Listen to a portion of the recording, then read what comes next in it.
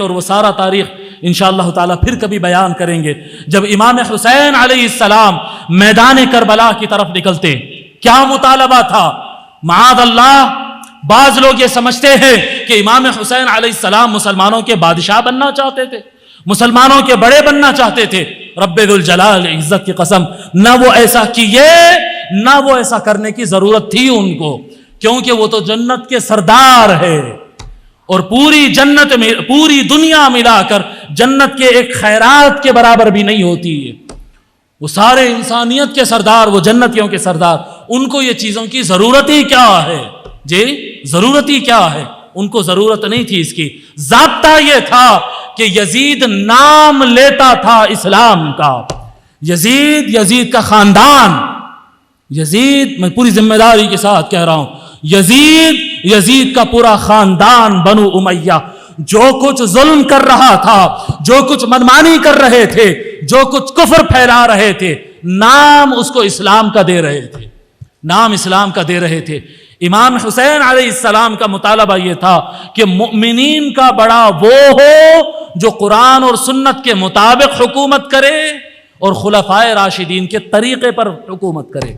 اگر ایسا ہو تو مانتے ورنہ نہیں مانتے، ایسا ہو تو مانتے ورنہ نہیں مانتے. اس کے کچھ اور راز بھی ہے جو میں اب نہیں کھول سکتا.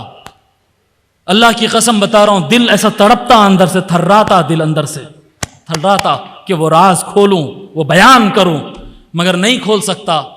سمجھدار بھی ہے، ناسمجھ بھی ہے، بڑے بھی ہے، چھوٹے بھی ہے، اتنی میچورٹی نہیں ہے، اتنا علم نہیں ہے، ہم نہیں کھول سکتے اتنے ساری باتیں.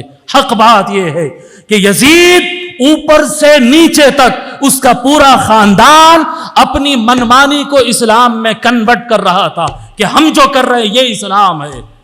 اور رسول اللہ کیا گارنٹی دیے تھے؟ رسول اللہ صلی اللہ علیہ وآلہ وسلم یہ گارنٹی دیے تھے، اسلام کون سا ہے؟ اسلام وہ ہے جس پر پنج تن چلے، جس کو پنج تن مانے وہ اسلام ہے، جس کو پنج تن نہ مانے وہ اسلام نہیں ہے. ازا ہو رہی ہے، پنج تن نے نہیں مانا وہ اسلام نہیں ہے. قرآن پڑھا جا رہا ہے، مختلف روایات ہے، بعض روایتوں میں 2000 آدمی، بعض روایتوں میں 4000 آدمی. فجر کی نماز کے بعد میدان نہروان میں 4000 آدمی فجر کی نماز پڑھ کر 4000 آدمی قرآن تلاوت کر رہے ہیں. مولا علی اپنے لشکر کے ساتھ آئے اور صحابہ سے کہے حملہ کر کے ختم کر دو ان کو. کس کو مارو؟ کس سے جنگ کا اعلان کر رہے؟ پڑھو کبھی نہروان کی تاریخ. 4000 آدمی اللہ کو سجدہ کر کے اٹھے اور قرآن کی تلاوت کر رہے. صحابہ جو ساتھ میں تھے مولا علی کے کہہ رہے ہیں اللہ کی عزت کی قسم ہمارے گھٹنے کانپ رہے تھے، کونیاں کانپ رہی تھی ڈر کے کہ قرآن پڑھنے والوں کو، سجدہ کرنے والوں کو جو فجر کے بعد فجر کی نماز پڑھے اور سارا میدان قرآن کی آواز سے گونج رہا ہے، ان پر اٹیک کر دو، ان کو قتل کر دو. ہاتھ میں قرآن ہے، تلوار چلا دو. مولا علی کہہ رہے ہیں چلاؤ تلوار. صحابہ کہتے ہیں ہم پہلے ڈرے، بعد میں اللہ کی توفیق ہوئی، ہم مولا علی کی بات سنے. مولا علی باز نے کیا خوب کہا، باز نے کیا خوب کہا کہ وہ جو لکھا ہوا ان کے ہاتھوں میں تھا وہ لکھا ہوا قرآن ہے اور مولا علی بولتا قرآن ہے، مولا علی بولتا قرآن ہے. 4000 آدمی قرآن پڑھ رہے تھے. صحابہ اٹیک کیے، سب کو ختم کیے. صحابہ کہتے کہ مار بھی رہے تھے، دل بھی دھڑک رہے تھے کہ اللہ کے سامنے غلط تو نہیں ہو جائیں گے. لیکن اس کے بعد کہتے وہ ایک آدمی ملا جس کے کندھے میں نشانی تھی، کندھے پر نشانی تھی. اور رسول اللہ صلی اللہ علیہ وآلہ وسلم نے سارے صحابہ سے بتا دیا تھا کہ ایک وقت آئے گا، ایک قوم نکلے گی، خوب باعمل ہوگی، نمازیں پڑھے گی، سروں پر گٹھے ہوں گے، تم سے زیادہ قرآن پڑھیں گے، لیکن وہ کافر ہوں گے، کافر ہوں گے، کافر ہوں گے. اللہ اکبر. تو پھر جو نماز پڑھا اس کو بھی مسلم نہیں سمجھے، اس کے بھی ایمان کی گارنٹی نہیں. جو قرآن پڑھے اس کی بھی گارنٹی نہیں. گارنٹی کہاں ہے؟ علی کو فالو کرو، یہ گارنٹی ہے.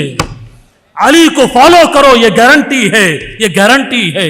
اٹھا کر پڑھو تاریخ اسلام، پتا چلے ایمان کہاں ہے اور ہم کہاں ہے. ارے قرآن پڑھنا بڑا مقام ہے، لیکن علی کے خلاف ہو کر قرآن پڑھے جہنم ہے، جہنم ہے، جہنم ہے، جہنم ہے۔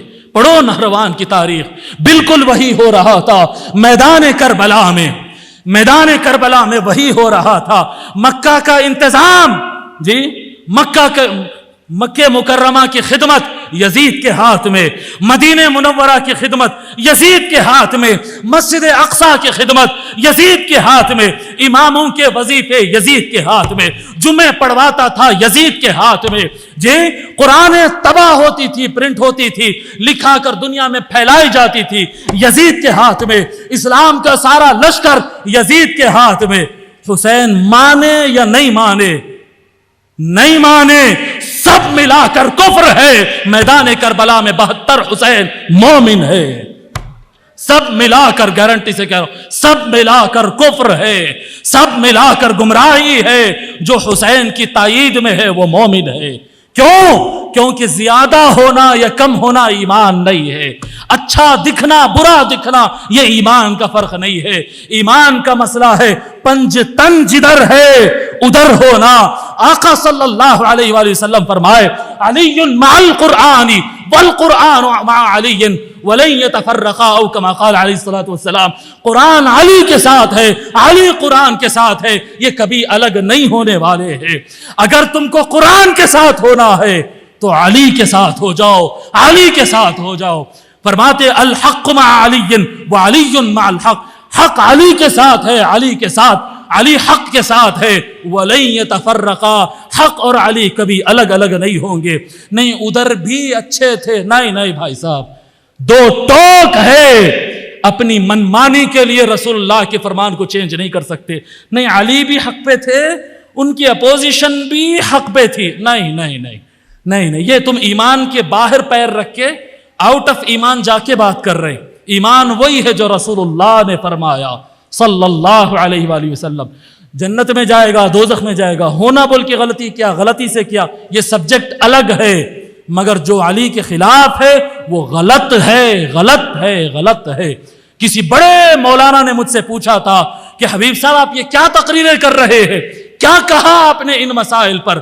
میں نے کہا بس دو بات کہا جی، میں نے جنگ صفین کا ایک تقریر میں جنگ صفین کا ذکر کیا تھا، مولا علی اور امیر معاویہ کی جنگ کا ذکر کیا تھا، تو پوچھنے لگے مولانا آپ یہ کیا تقریریں کر رہے، بتائیے آپ نے کیا کہا؟ میں 2 گھنٹے کی تقریر کیا، ایک جملے میں بتاؤں میں نے کیا بولا؟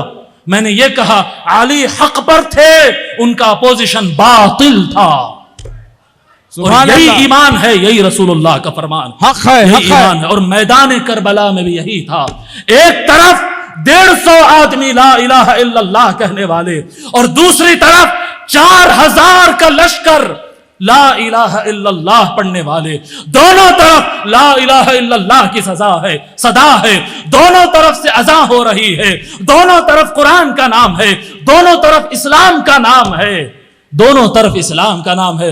لوگوں وہ جو پیاسے 72 وہ 150 آدمی میدان میں تھے، بس وہی حق ہے، وہی حق ہے، وہی حق ہے، باقی سب باطل ہے۔